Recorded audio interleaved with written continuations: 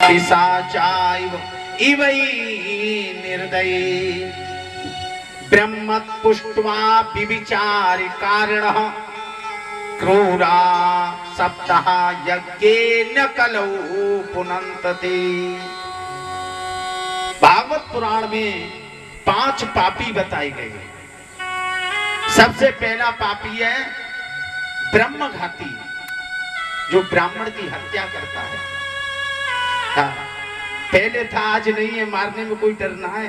हाँ, अरे पंडित जी हो गए अपने घर के नए और बैठे रहो।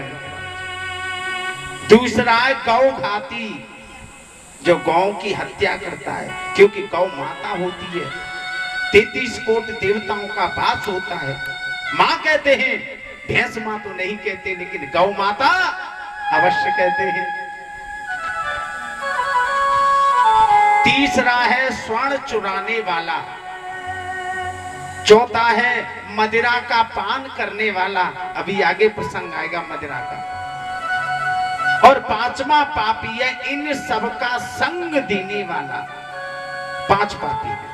इनका भी श्रीमद् भागवत कथा के श्रवण मात्र से कल्याण हो जाता है।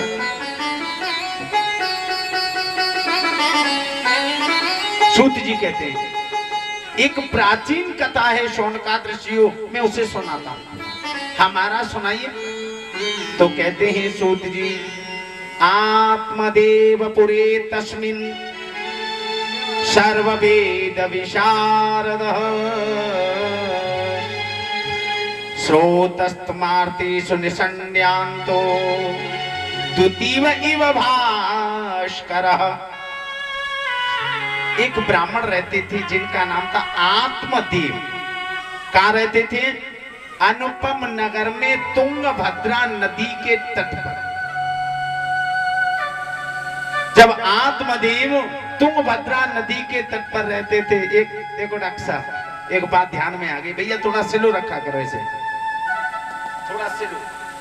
अभी हम भोजन कर रहे थे पड़ोस में, अब यहाँ तो बैठे हैं। हाँ ठीक ठीक। वो कह रहे थे, महाराज कथा तो ठीक है, लेकिन बस चकाचक चलने दो इसको। हाँ, कथा तो ठीक ही है, मतलब ये ज्यादा चलना चाहिए। हाँ, तो कोई बात नहीं है। वैसे कोशिश हम कथा में ही करते हैं, क्योंकि ये देखो संगीत है, कानों को अच्छे लगने वाली कथा है। लेकिन भागवत कथा में संगीत नहीं है, ये कोई हास्यरस कथा नहीं है, केवल ये ऐसी कथा है, श्लोक है, श्लोक का अर्थ है, नाच गाने वाली कथा नहीं है। लेकिन फिर भी हम पूर्ण, हाँ, आपके मन संतुष्टि के लिए कुछ न कुछ तो करना पड़ेगा। वृंदावन में रहोगे तो राधे राधे कहना पड़ेगा भैया।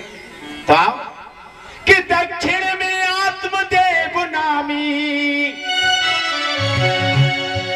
ये उस श्लोक का अर्थ है। ध्यान देना, अभी जो सुनाया मैंने उस श्लोक का अर्थ कर रहा हूं मैं, कि दक्षिण में आत्मदेव नामी, और सीधा साधा सा ब्राह्मण था।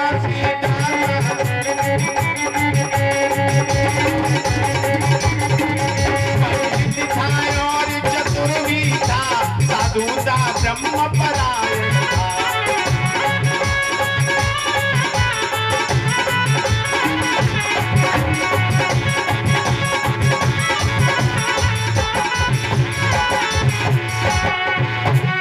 आत्मदेव रहते थे नदी किनारे, जिसका नाम था तुंगभद्रा। अब तुंगभद्रा किसे कहते हैं? तुंग का अर्थ क्या है? देखिए, तुंग का अर्थ है अधिक, और भद्रा का अर्थ है कल्याण करने वाली। जो अधिक कल्याण करे उस नदी का नाम है तुंगभद्रा। अधिक कल्याण कौन कर सकता है परीक्षित जी? कोई वो तुंगभद्रा नहीं है, ये तुंगभद्रा है, यही तो कल्याण का द्वार है। कैसे है? आइए रामायण में संत तुलसीदास जी लिखते हैं,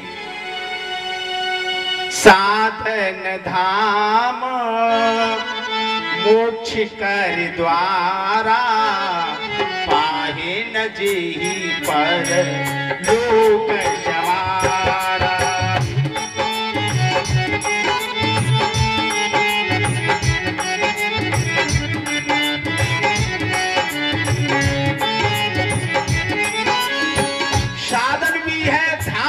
और ये मोक्ष का द्वार भी है कि नहीं?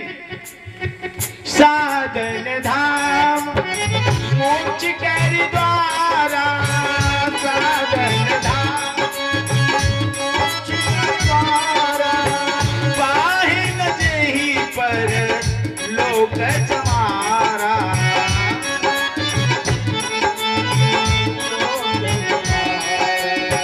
साधन धाम मोक्ष कर द्वारा, पाहि न जेहि पर लोक जमारा।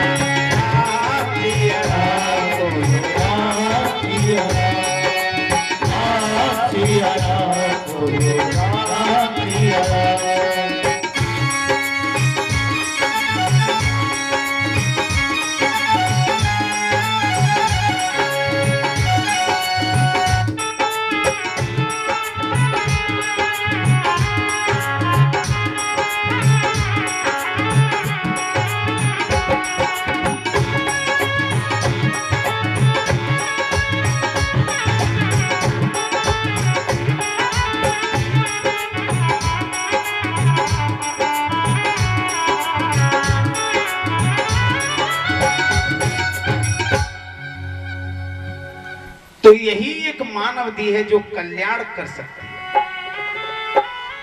आत्मदेव क्या है? आत्मदेव है मन। जब शरीर है तो पत्नी भी होगी, विवाह होगा तो पत्नी होगी, और पत्नी है तो है कौन? कितना सुंदर है। आत्मदेव ब्राह्मण के पत्नी है धुंधली। क्या नाम है महाराज? धुंधली।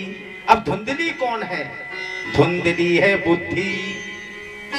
आत्मदेव है मन और बुद्धि है धुंधली। जब बुद्धि की बात मन को अच्छी नहीं लगती है तो फिर मन क्या करता है मालूम है? फिर संसारिक विषयों में भटक जाता है। अरे भैया छोड़ो, सबको छोड़ो, अब तो चलो भगवान का भजन करेंगे। करेंगे कि नहीं? तो ये आत्मदेव का मन गृहस्थी से हट गया। क्यों? कि मेरे कोई संतान नहीं। जिसके घर में कोई संतान न हो तो वो उसका जीवन व्यर्थ ही जाता है। विचार करता है ऐसे जीवन से तो मैं अपना जीवन खत्म कर दूं, समाप्त कर दूं, वही अच्छा होगा। क्योंकि जिस घर में छोटे छोटे बालक होते हैं, आंगन में खुद खेलते हैं, कूदते हैं, तो बड़ा हास्य प्राप्त होता है। राजा दशरथ के यहाँ एक भी पुत्र नहीं है। बहुत दुखित मना है राजा, कैसे भी मेरे पर संतान हो जाए। वशिष्ठ जी के पास गए, गुरुदेव मेरे कोई संतान नहीं है। वशिष्ठ जी ने कह दिया चिंता मत करो राजन, धराओ धीर हुई है सुत चारी। 4 पुत्र होंगे। यज्ञ करा, यज्ञ हुआ। यज्ञ करने के बाद पुत्र हुए, पुत्र बड़े हो गए और जब आंगन में खेलती तो राजा दशरथ को बड़ा आनंद प्राप्त होता। सभी को बुलाते, कब? जब भोजन करते तब। अरे आ जाओ बेटा, अरे राम लक्ष्मण भद्र शत्रुघ्न आ जाओ, भोजन का समय हो गया। भोजन करत बुलावहि राजा, तज आबो निक बाल समाजा। जल्दी आओ बेटा, भोजन करना है, भोजन करना है। तो आंगन में जब बच्चे हैं तो आंगन की शोभा है, जब बच्चे नहीं होंगे तो आंगन की शोभा नहीं। आत्मदेव जी मरने के लिए घर से निकल पड़ते हैं तो इन्हें एक पुत्र की प्राप्ति होती है जिसका नाम है विवेक। क्या है? विवेक। अब विवेक है क्या? जब जीव ये मरने के लिए जाता है तभी विवेक उत्पन्न होता है। और विवेक उत्पन्न कैसे होता है?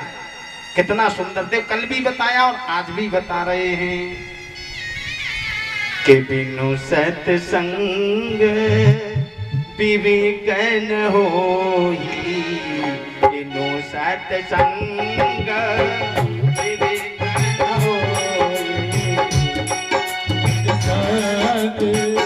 विवेक न होई।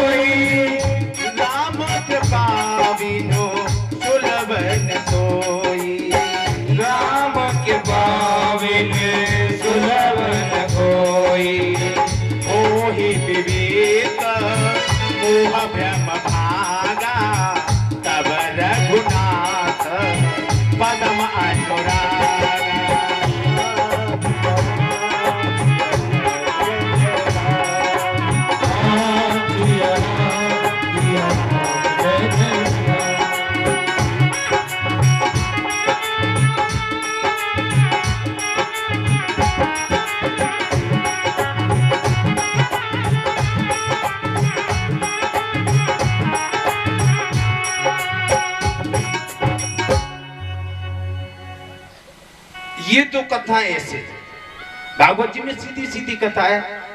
यहाँ आत्मदेव ने बहुत दान किया। कितना दान किया? धनार्थ धर्म मार्मेण ताभ्यामी च तथापि च न पुत्रो न पिवा पुत्री। न तो पुत्र हुआ न पुत्री। कितना दान किया? गौएं दान में दी, स्वर्ण दान में दिया, भूमि दान में दे दी, लेकिन दान करने से न पुत्र हुआ और न घर में पुत्री। बहुत चिंता। जब इतना सब कुछ करने से मेरे घर में कुछ नहीं हुआ तो अब मैं जीवित रहने से कोई फायदा नहीं है। मरने के लिए वो जंगल में निकल पड़े, चले जा रहे हैं। और जब जंगल में जा रहे हैं, दोपहर का समय है, प्यास लगने लगी, गला सूखने लगा, तो उसी समय एकदा तुझो दुख्यात दुखित होकर के गृहम तुक्त्वा वनम गतः, वन में चले गए। प्यास लग रही है, जल ढूंढ रहे हैं, और जैसे ही जल देखा, पीत्वा जलम निसंडस्तु, जल को देख करके गदगद हो गए, क्योंकि प्राण जाने वाले हैं। थोड़ा जल मिल जाए तो प्राण वापस आ जाएंगे। उज्जुल बनाई जल लेकर के और पीने ही जा रहे थे कि तब तक सामने से संत जी आ गए। और जैसे ही संत जी को देखा, जल तो छोड़ दिया, दौड़ करके पहुंचे, चरणों में गिर पड़े। क्यों गिर गए? क्योंकि संत का दर्शन साधारण दर्शन नहीं होता। कब होता है? कितना सुंदर लिखा हुआ है। अरे अब मोए भा भरोस हनुमंता, राधे राधे किसी तारा बोलो।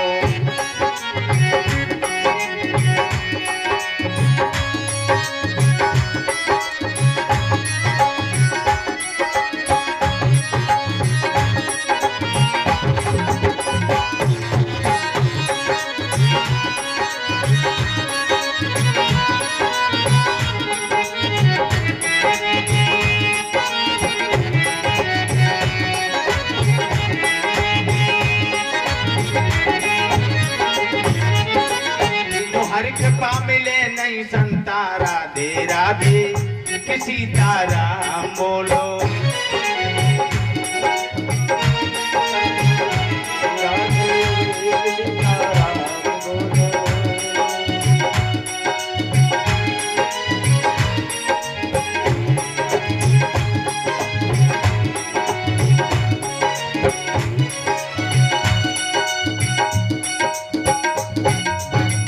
बिना भगवान की इच्छा से संत नहीं मिलती। और जैसे ही संत आए, चरणों पर गिर पड़े, रोने लगे जोर जोर से। संत जी ने उठाया और कहा, क्या कहा?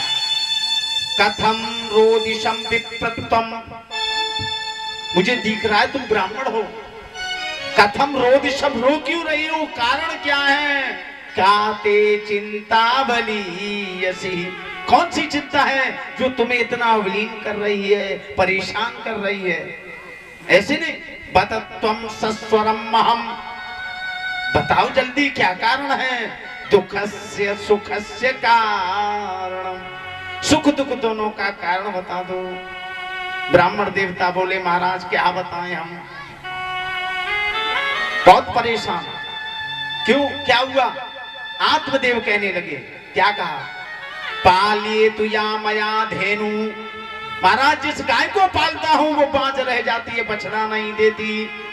रोपितम या पयो वृक्ष, जिस वृक्ष को लगाता हूं फल विहीन हो जाता है, फल नहीं आता।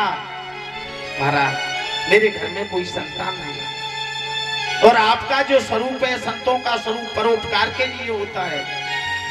जैसे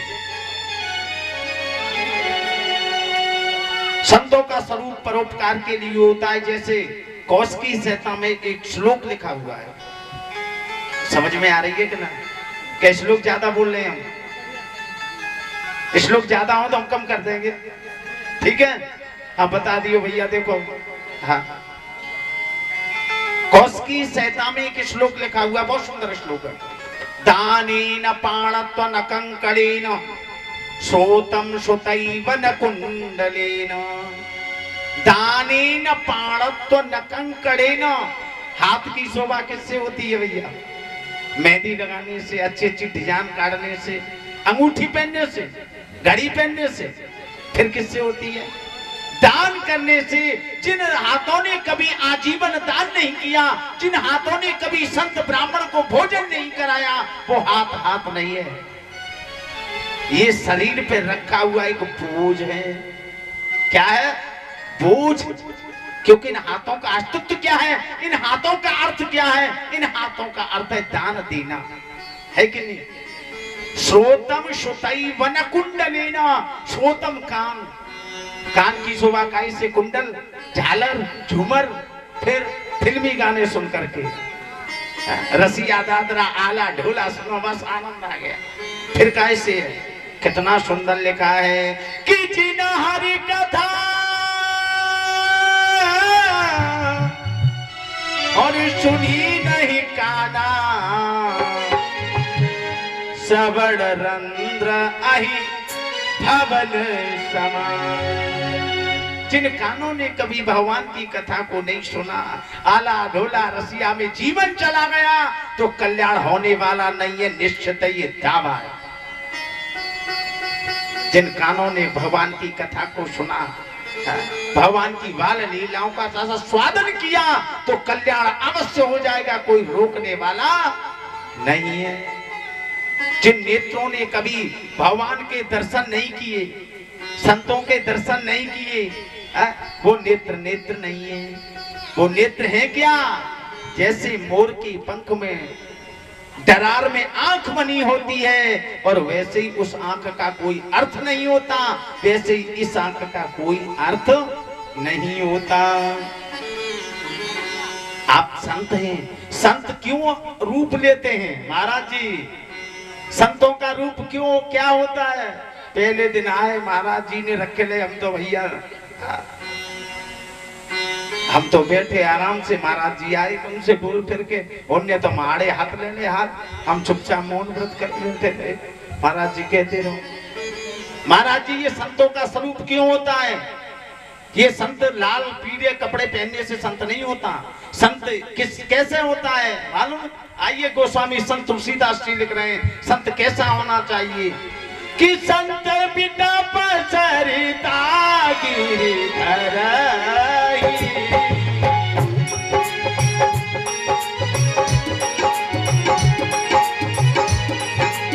संत बिना पसरिता गिरधर, संत बिना पसरिता गिरधर, पर ही तुहे श्रवण में करई।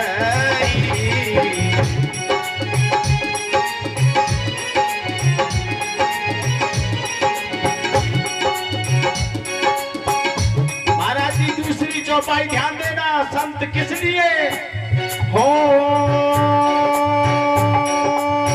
परहित लागी तजे जो देही, संतति संत प्रसन्न सहते ही राम। जय राम, जय जय राम, राम जय राम, जय राम, जय जय राम। परहित लागी तजे जो देही, संतति संत प्रसन्न सहते ही राम। जय राम, जय राम, जय जय राम, राम जय राम, जय राम, जय जय राम। इसे कहते हैं संत जो परोपकार के लिए ये शरीर धारण करता है। आप परोपकार के लिए महाराज आए, महाराज नाराज मत हो गए ना, ठीक है? हाँ, गुस्सा मत हो जाइए भैया, अभी तो हमें 4-5 दिन काटने हैं। हाँ, तो महाराज आप तो परोपकार के लिए हैं। महाराज, मुझे संतान चाहिए, मैं इस संतान के अभाव से बहुत दुखी हूं।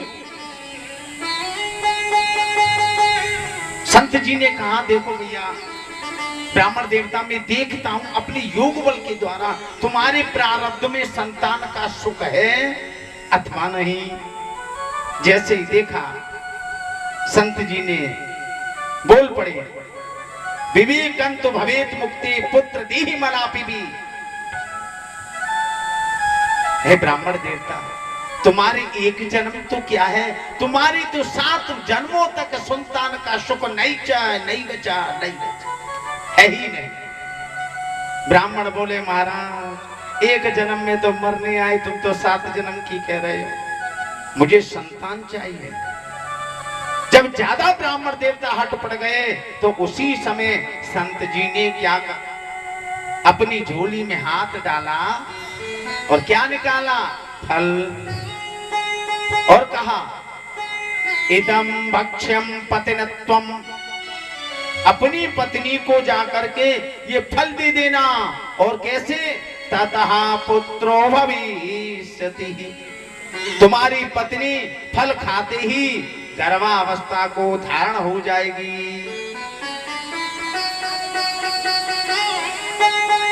ये तो श्लोक है। अब आइए आनंद में कि फल दिया एक सन्यासी ने और नारी के लिए खिलाने को, पर वह पापिन तैयार न थी संतान का कष्ट उठाने को।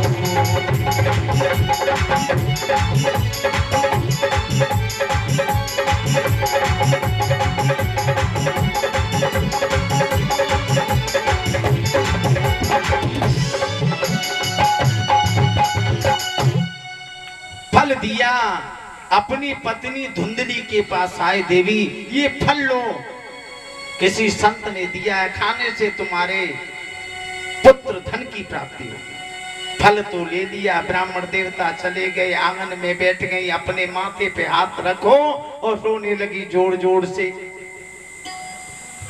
अब रोने क्यों लगी, वो इसलिए रोने लगी, हम चाहती नहीं थी कि हमारे कोई संतान हो, लेकिन हमारे पति तो ये चाहते कि हमारे संतान हो। वो क्यों नहीं चाहती थी, वो इसलिए नहीं चाहती थी, उसने सुन रखा था पड़ोस वालों से, क्या, प्रसूतो दारुणम दुख, ये सुना था कि प्रसव के समय पीड़ा बहुत होती है, इतनी पीड़ा होती है कि सहन करना बस से बाहर है। सुन रखा था, वो विचार करती है, क्या करती है, मैं गर्भावस्था को धारण हूं, अगर चोर आ जाए, डकैती पड़ जाए, हम भाग नहीं पाएंगी, वही मारी जाएंगी, इसलिए इस फल को नहीं खाना मेरे को।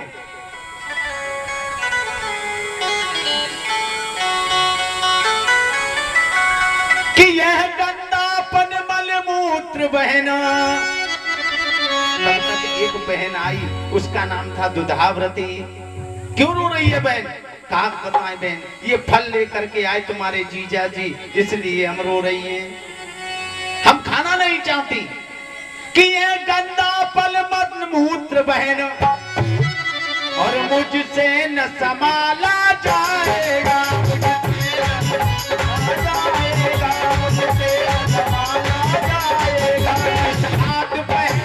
चक चक में बिना बवाल हो जाएगा।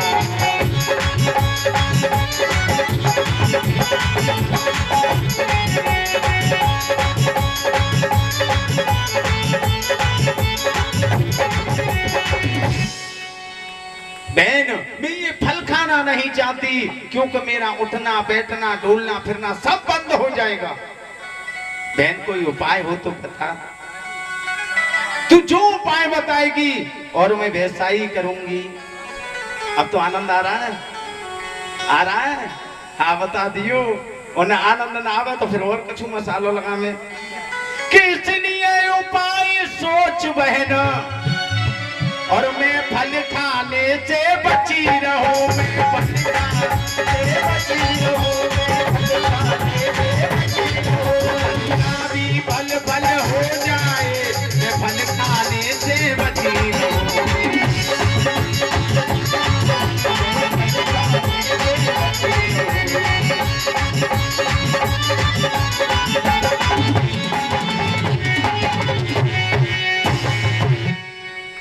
बहन फल नहीं खाना चाहती। बहन बोली कौन कहता तुमसे कि तुम फल खाओ, मत खाओ। फिर क्या करे बहन? बहन ऐसा करो, ये फल ले जाकर के अपनी गाय को खिला दो जो आज तक कभी बछड़ा नहीं दिया, बांझ है। ये देख लेंगे प्रैक्टिकल, ये हो जाएगा कि ये फल है कि नहीं। और बहन हम क्या करें? बहन बोली नाटक करना पड़ेगा तुम्हें थोड़ा सा। कौन सा नाटक? गर्भवती होने का नाटक करना। फिर बहन उससे क्या होगा? तो छोटी बहन दुधाव्रती कहने लगी अपनी बड़ी बहन से नाटक करना और बता हम रही है क्या कि फल आए जितना समय हुआ उतना ही गर्भ हमारे है। अब अपने पति को बातों में और बहकाना काम तुम्हारे।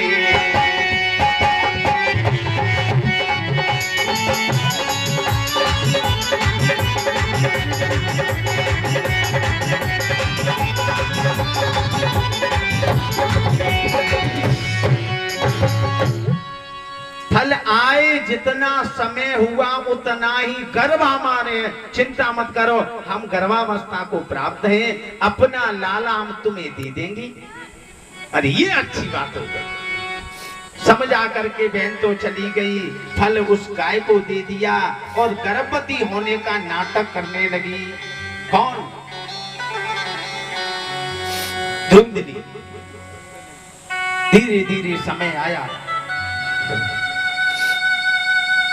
आत्मदेव ब्राह्मण घर में नहीं है, गौओं की सेवा कर रहे। 9वां महीना आया,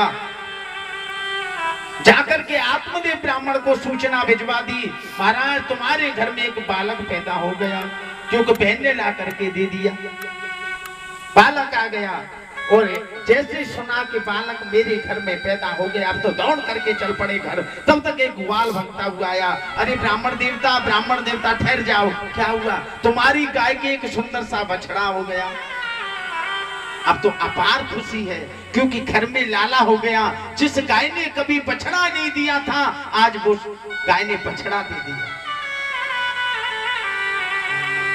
दौड़ करके आए, घर में लाला है। और जब गौशाला में पहुंचे, गाय के पास पहुंचे तो देखा बछड़ा है, लेकिन कह नहीं सकते उसे बछड़ा है, क्योंकि सारा शरीर जो आकृति है वो मनुष्य की है और कान गौ के हैं। ब्राह्मण देवता ने नामकरण संस्कार कराया। पंडित जी बुलाते हैं ना, तुम्हारी तरफ क्या कहते हैं? अग्यारी करते हैं, है? अग्यारी के लिए बुलाया तो ब्राह्मणों ने नाम रखा। क्या रखा? कियत कालो न तो जातो तरणयो तनया प्रभु गौकर्ण पंडितो ज्ञानी। महाराज जो गाय के बछड़ा है ये तो ब्राह्मण होगा, कर्मकांडी होगा, भगवत में प्रेम रखेगा। और दूसरा धुंधकारी महा